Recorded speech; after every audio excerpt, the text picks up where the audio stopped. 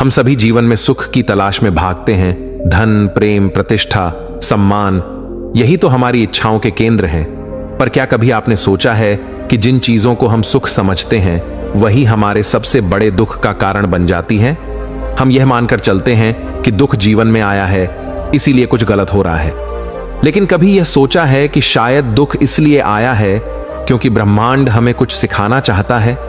शायद वह हमें बदलना चाहता है, उखाड़ कर किसी ऐसी जमीन में बोना चाहता है जहां से हम असल में विकसित हो सकें। हम सबको सुख चाहिए, लेकिन सच्चा सुख कहां है और दुख क्यों आता है? क्या दुख वास्तव में शाप है या किसी गहरे वरदान की दस्तक? आज की यह कहानी एक ऐसे ही शिष्य की है जो इस गहरे प्रश्न को लेकर अपने गुरु के पास पहुंचता है और उसके इस प्रश्न से खुलता है एक ऐसा ज्ञान जो आपकी सोच बदल देगा, आपको जीवन के दुख सुख को देखने की एक नई दृष्टि देगा। एक गुरु अपने शिष्यों को उपदेश दे रहे थे। उन्होंने कहा, इस दुनिया में सभी एक चीज के पीछे भाग रहे हैं और सभी लोग सुख के पीछे भाग रहे हैं और सभी लोग दुख से भाग रहे हैं। परंतु जो लोग बुद्धिमान हैं, जो बुद्धत्व को प्राप्त हो चुके हैं, जो अरहत्व को प्राप्त कर चुके हैं, जिनकी समझ का विकास बहुत ज्यादा हो चुका है और जो इस दुनिया को एक अलग ही नजर से देखते हैं, वह ना तो सुख के पीछे भागते हैं न दुख से भागते हैं। यह दुनिया वास्तव में जिसे सुख समझकर उसके पीछे भाग रही है वही उनके दुख का कारण है, और जिस दुख से भाग रही है वही उनकी मुक्ति का द्वार है। झूठे सुख के चक्र में फंसकर ही मनुष्य सच्चे सुख से दूर हो जाता है। गुरु अपना उपदेश समाप्त करके वापस चले गए, परंतु वहां बैठे एक शिष्य के मन में एक सवाल उत्पन्न हुआ। उसने सोचा कि सुख तो सुख होता है, झूठा सुख क्या होता है? और यहां इस दुनिया में हर कोई अपना सुख ही तो ढूंढ रहा है, दुख तो किसी को भी पसंद नहीं। फिर गुरु ने ऐसा क्यों कहा कि जो समझदार है, बुद्धिमान है, वह सुख के पीछे नहीं भागते और ना ही दुख से भागते हैं? अपने मन की जिज्ञासा को समाप्त करने के लिए वह शिष्य गुरु के पास पहुंचा और कहा, गुरुदेव, आज आपने जो उपदेश में कहा मैं उसे ठीक से समझ नहीं पाया। यहां झूठा सुख क्या होता है?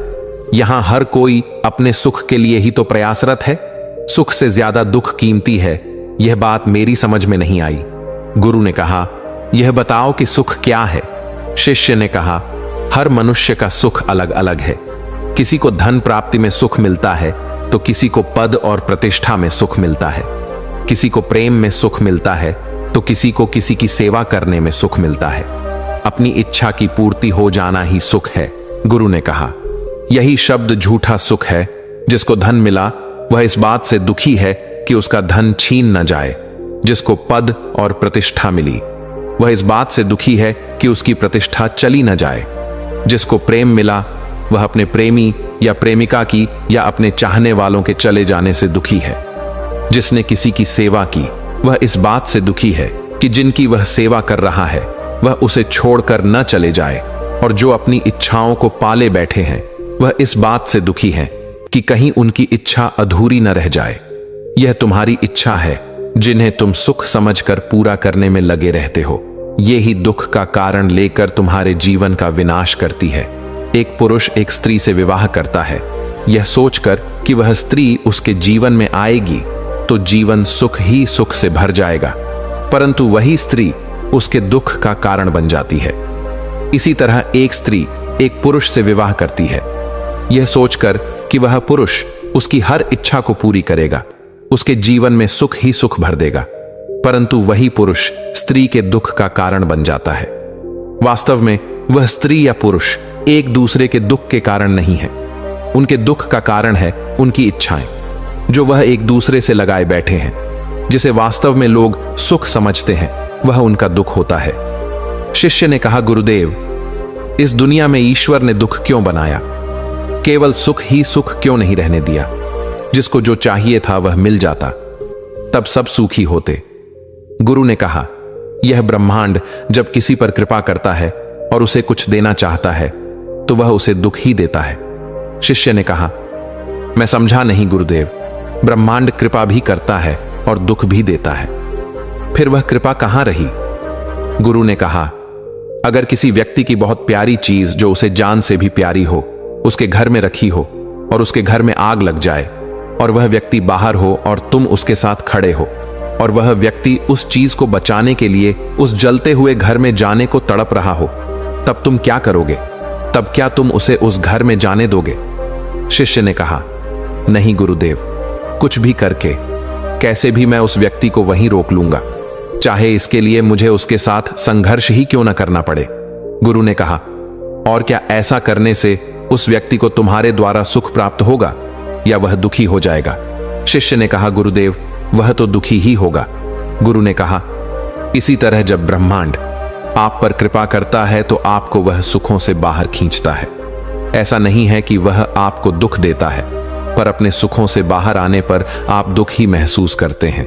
इसलिए जब आपका जीवन बहुत दुखों से घिरा हो तो यह जान लेना कि यह ब्रह्मांड आपके लिए बहुत मेहनत कर रहा है, परंतु फिर भी अगर वह व्यक्ति अपनी कीमती चीज को पाने के लिए उस आग वाले घर में कूद ही जाए तो इसमें कोई कुछ नहीं कर सकता। शिष्य ने कहा, गुरुदेव, मुझे यह बात और अधिक स्पष्ट करके बताए, मैं ठीक से अभी भी इसे समझ नहीं रहा हूं।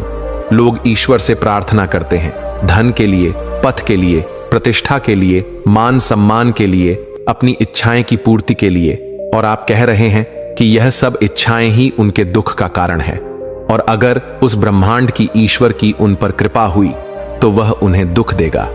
गुरु ने कहा, हां, बिल्कुल ऐसा ही है। मैं तुम्हें एक बीज की कहानी सुनाता हूं, शायद तुम कुछ समझ सको। कुछ बीज एक बर्तन में रखे हुए थे। वह एक दूसरे का बहुत ख्याल रखते थे। उनमें से एक बीज ने अपने साथी बीजों को नष्ट होते हुए, खराब होते हुए देखा। उसे भी अपने नष्ट हो जाने का डर था, इसलिए उसने इस ब्रह्मांड से प्रार्थना की, ईश्वर से प्रार्थना की कि वह उसे बचा ले ताकि वह कभी नष्ट ना हो सके, वह हमेशा ऐसे ही सुखी जीवन जीता रहे। उसकी प्रार्थना बहुत गहरी थी, तो ब्रह्मांड तक उसकी प्रार्थना पहुंची और ब्रह्मांड ने उसकी प्रार्थना को स्वीकार किया। तब उस बर्तन को एक व्यक्ति अपने साथ लेकर चल पड़ा। रास्ते में उस व्यक्ति को एक ठोकर लगी और वह गिर गया। उसके हाथ से वह बर्तन भी गिर गया और उस बर्तन से वह एक बीज जिसने प्रार्थना की थी बाहर आकर जमीन पर गिरा। जैसे ही वह बीज बाहर आकर गिरा, वह घबरा गया। उसने प्रार्थना की कि हे ईश्वर, मुझे बचा ले। वह व्यक्ति अपने बर्तन को उठाकर चल पड़ा। वह बीज वहां जमीन पर पड़ा हुआ चिल्लाता रहा कि वह वहां छूट गया है, पर उसकी आवाज किसी ने नहीं सुनी। खुले आसमान में जमीन पर पड़े हुए उसने अपने आप को बहुत अकेला महसूस किया। इतना भयंकर दुख उसके जीवन में अभी तक नहीं आया था। वह अपने बाकी साथी बीजों से बिछड़ गया था। तभी आकाश में बिजली कड़की, चारों ओर बादल छा गए, बहुत तेज बारिश शुरू हुई। उस बारिश के पानी में वह बीज बहने लगा। उस बीज को ऐसा लगा कि दुनिया के सारे दुख उसकी झोली में आ गए हैं। वह बहते बहते एक उपजाऊ जमीन में पहुंच गया। वह जमीन के अंदर वह समा गया और वहीं उस बीज का अस्तित्व धीरे धीरे समाप्त होने लगा। बीज अपनी अंतिम सांसें गिन रहा था।